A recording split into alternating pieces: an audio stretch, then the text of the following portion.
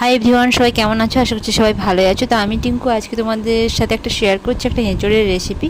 তো প্রথমে আমি এঁচোড়টা কীভাবে কেটে নিই, নুন হলুদ দিয়ে সেদ্ধ করতে দিয়ে দিলাম। আর লঙ্কা, একটু কাঁচা লঙ্কা আর আদা রসুনটা বেটে তার সাথে একটু কুচনো পেঁয়াজও বেটে নিলাম গ্রেভির জন্য। আর কড়াইতে সরষের তেল, তেজপাতা দিয়ে বাকি যে পেঁয়াজটা এমনি কুচিয়ে রেখেছিলাম ওটা দিয়ে আদা রসুন দিয়ে কষিয়ে ওর সাথে একটু টমেটো কুচি দিয়ে ভালো করে মশলাটা কষানো হয়ে গেলে মশলার কোটাই হলুদ আর লঙ্কাটা দিয়ে জল দিয়ে ওর সাথে ঢেলে দিলাম।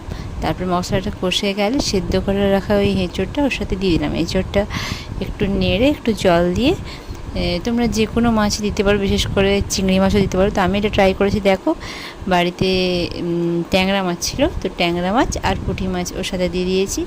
তারপর খানিকক্ষণ ফুটে উঠলে তো ওতে একটু ঘি দিয়ে আর নামিয়ে নিয়েছি এঁচোড়টা। তো তোমরা অবশ্যই বাড়িতে ট্রাই করো, আর কেমন লাগলো অবশ্যই জানিও। Bye, tata.